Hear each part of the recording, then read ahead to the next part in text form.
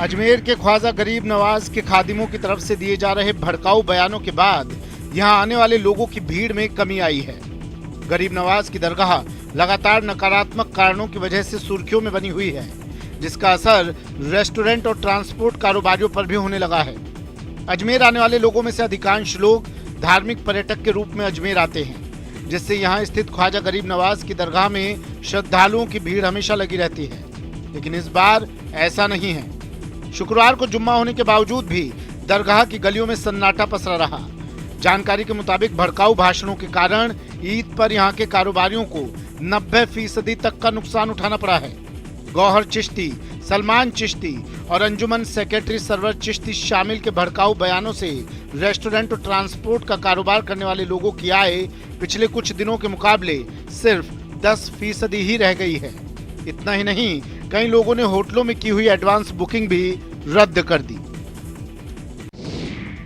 अब राजस्थान के किसान भी हाईटेक होंगे। जी हां, प्रदेश के कृषि विभाग ने किसानों को किराए पर ड्रोन मुहैया कराने की व्यवस्था शुरू की है। कृषि मंत्री लालचंद कटारिया कृषि विभाग के कस्टम हायरिंग केंद्रों पर पहुंचे, ड्रोन की गुणवत्ता का निरीक्षण किया।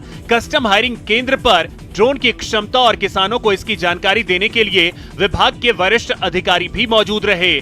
किसानों को ड्रोन सिस्टम से खेतों में खाद और कीटनाशकों के छिड़काव का प्रशिक्षण भी दिया गया। इस अवसर पर कृषि मंत्री लालचंद कटारिया ने कहा कि प्रदेश सरकार किसानों के सर्वांगीण विकास के लिए वचनबद्ध है। सरकार चाहती है कि खेती में आधुनिक टेक्नोलॉजी का इस्तेमाल हो ताकि राज्य के किसानों को अच्छी उपज मिल सके।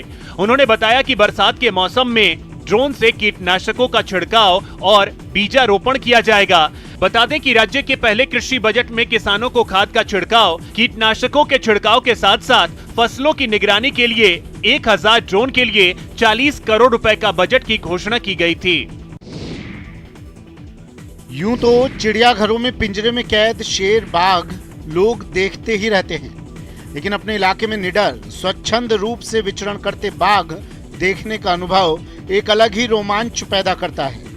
ऐसा ही रोमांचकारी दृश्य सवाई माधोपुर के रणथंभौर नेशनल पार्क में साकार हुआ। हालांकि रणथंभौर नेशनल पार्क 3 महीने के लिए बंद है। जाहिर है लोग फिलहाल यहां भ्रमण नहीं कर सकते, लेकिन यहां तो बाघ ने ऐसा कुछ किया कि बिना पार्क में गए ही उसका दीदार हो गया।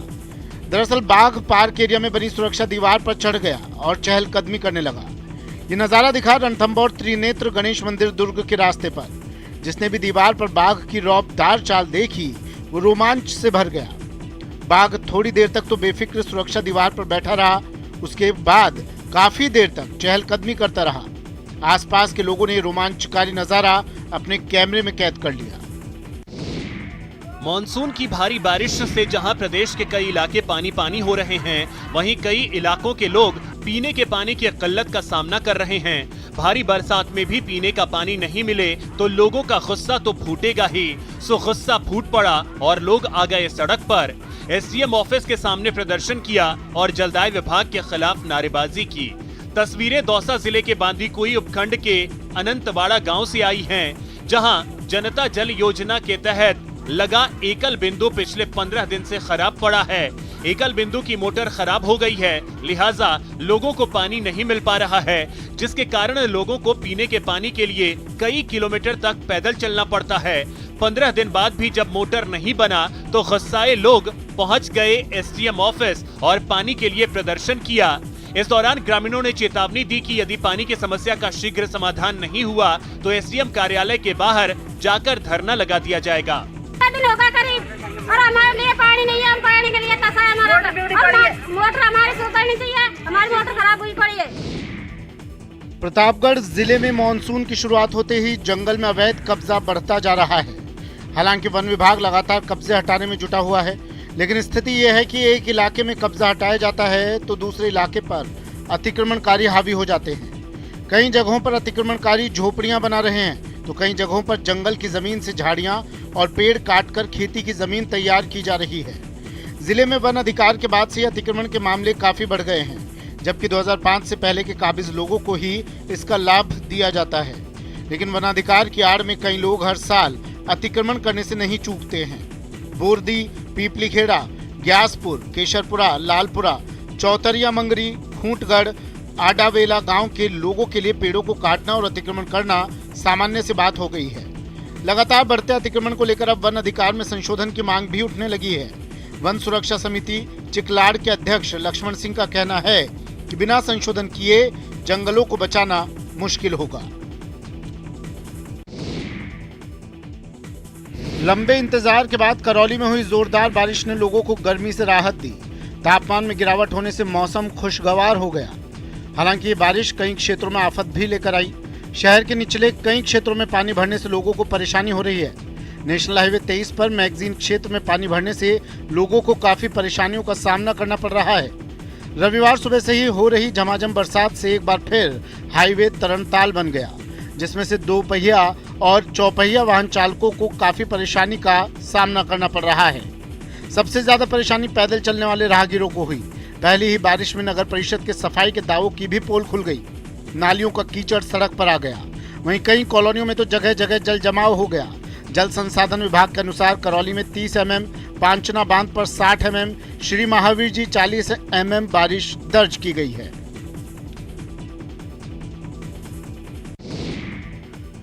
धौलपुर जिले में 2 घंटे की जमकर हुई जोरदार बारिश ने नगर परिषद धौलपुर की पोल खोलकर रख दी।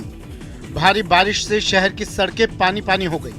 शहर के जगन चौराहे पर बारिश का पानी सड़कों पर भरने से स्थिति ये हो गई कि पानी में फंसकर कई बाइक और गाड़ियां बंद हो गई। कई लोगों को तो धक्के देकर अपनी गाड़ियां निकालनी पड़ी। शहर की सड़कों पर जल भराव की समस्या को लेकर लोगों में नगर परिषद धौलपुर के खिलाफ काफी आक्रोश देखा गया।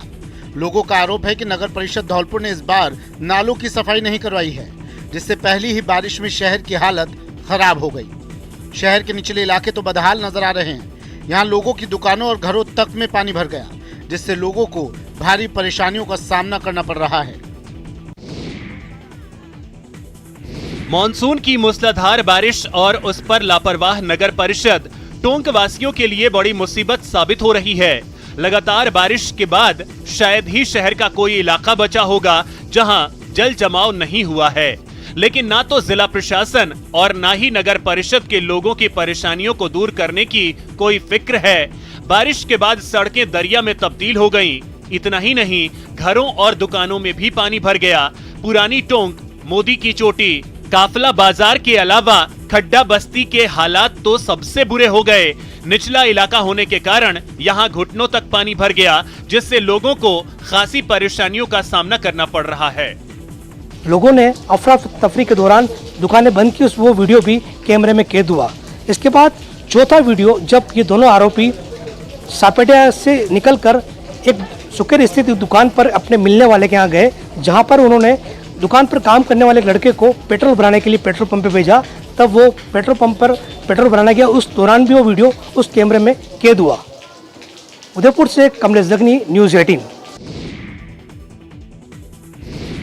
प्रदेश में सक्रिय मानसून से जहां लोगों को गर्मी से राहत मिली है, खेती के कामों में तेजी आ गई है, वहीं कई जगहों पर यह बारिश आफत बन गई है। चूरू में भी हुई जोरदार बारिश के कारण शहर की निचली बस्तियों में पानी भर गया। भारी बारिश के कारण शहर के कई मुख्य रास्ते पानी में डूब चुके हैं और लोग अपने घरों में कैद होने को मजबूर हो गए हैं। बारिश की परेशानी से बचाने के लिए नगर परिषद की ओर से किए गए प्रबंध नाकाफी साबित हो रहे हैं। सुभाष चौक, जौहरी सागर, झारिया मोरी, भाईजी चौक, चांदनी चौक आदि क्षेत्रों में लोगों का निकलना तक मुश्किल हो रहा है। सुभाष चौक क्षेत्र की दुकानें पहले से ही बंद हैं। यहां यातायात पूरी तरह से ठप हो चुका है। पानी निकासी के लिए जौहरी सागर पंपिंग स्टेशन पर लगी मशीनें भी हाँफने लगी हैं।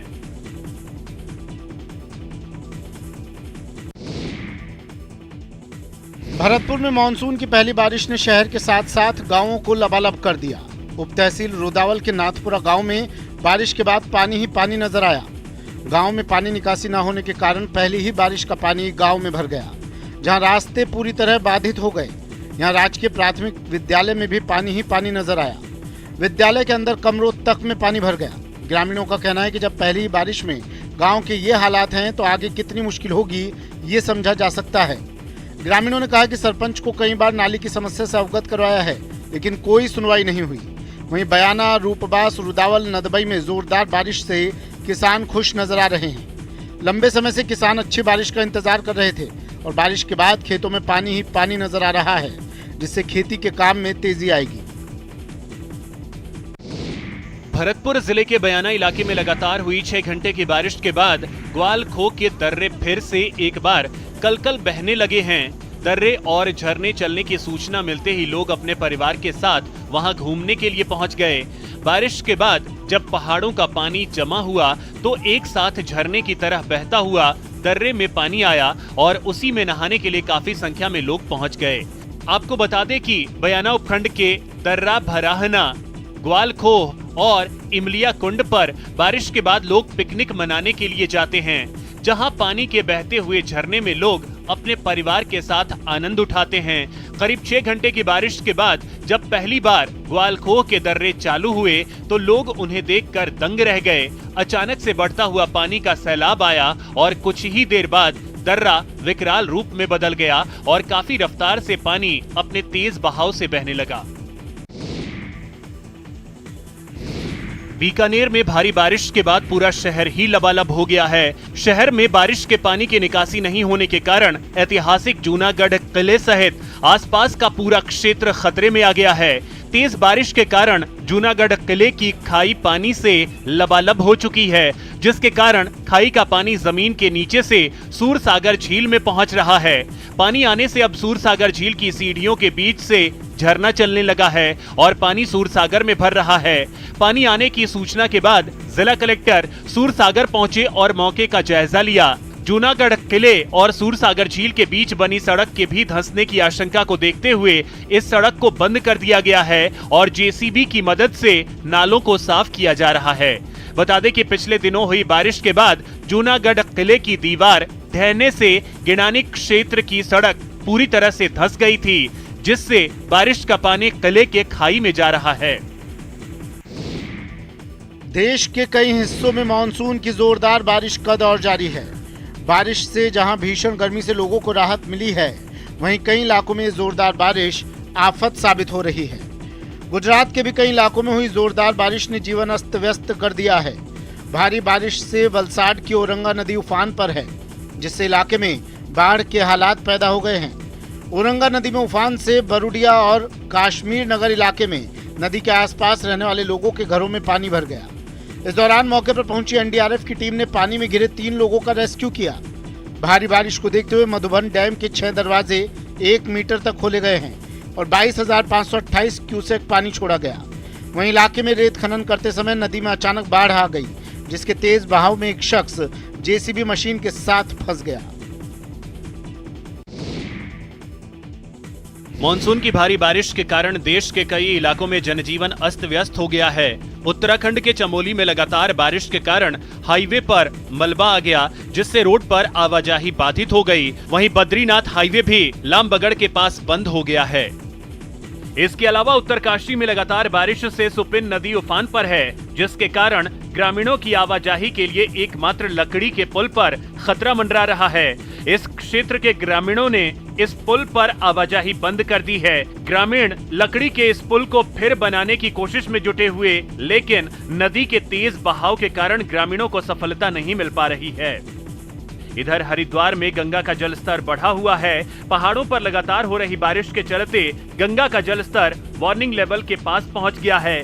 जलस्तर बढ़ने के बाद जिला प्रशासन ने बाढ़ चौकियों और एसडीआरएफ टीम को अलर्ट मोड पर रखा है।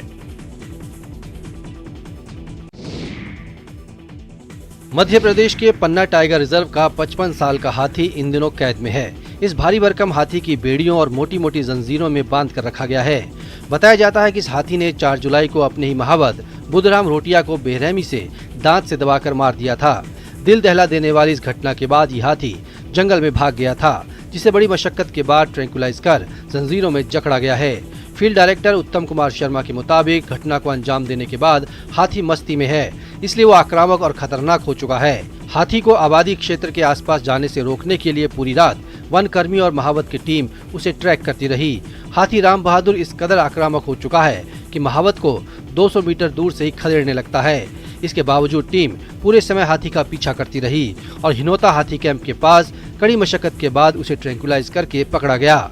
बताया जाता है कि छत्तीसगढ़ के जंगल में पले बढ़े इस हाथी को 1993 में पकड़ा गया था। उस समय हाथी की उम्र 25-26 साल के लगभग थी।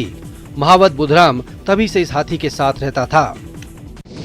कलाकारी तो बहुत देखी होगी, लेकिन ऐसी कलाकारी तो बेहद ही दुर्लभ है। क्या आप सोच सकते हैं कि खेत में किसी फसल के जरिए किसी की शानदार तस्वीर बनाई जा सकती है? नहीं ना, लेकिन तमिलनाडु के एक किसान ने ऐसा कर दिखाया है।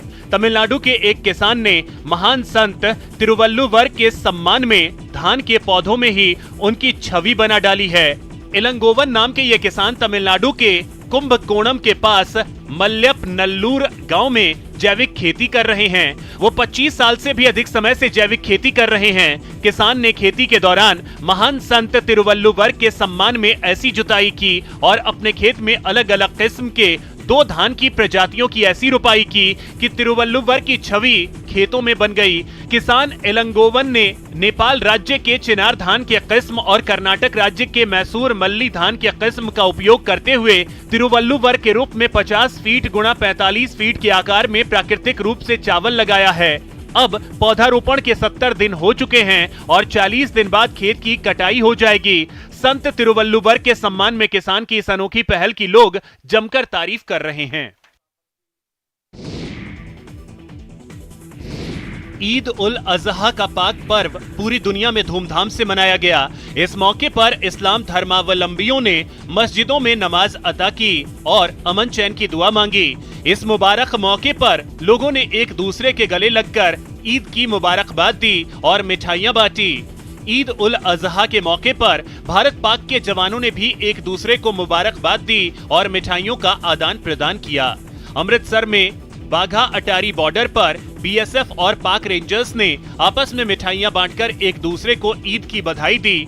ज्वाइंट चेकपोस्ट अटारी से बीएसएफ की ओर पाकिस्तानी रेंजर्स को मिठाई भेंट की गई। इस मौके पर बीएसएफ के कमांडेंट जसबीर सिंह ने कहा कि ये परंपरा बीएसएफ और पाकिस्तान रेंजर्स के बीच बेहतर तालमेल में सहायक सिद्ध होती है। ये हमारी परंपराओं, सद्भावना की नीति और शांति की पहल की भी परिचायक है।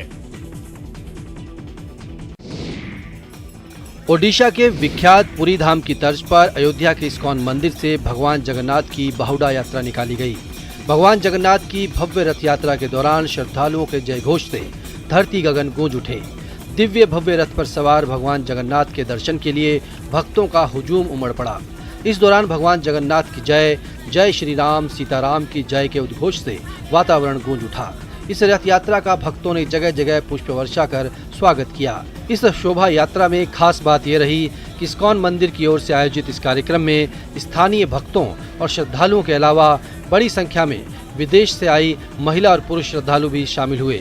पौराणिक मान्यता के अनुसार ज्येष्ठ मास की पूर्णिमा को भगवान बीमार हो जाते हैं और 15 दिनों तक भक्तों को दर्शन नहीं देते। ठीक होने के बाद आषाढ़ महीने के शुक्ल पक्ष की द्वितीया को भगवान अपने भाई बलराम और बहन सुभद्रा के साथ स्वयं रथ पर सवार होकर भक्तों को दर्शन के लिए नगर भ्रमण को निकलते हैं। यहीं से रथ यात्रा का प्रारंभ माना जाता है। फिर आषाढ़ मास की शुक्ल पक्ष की दशमी को बाहुडा यात्रा के साथ रथ यात्रा संपन्न होती है।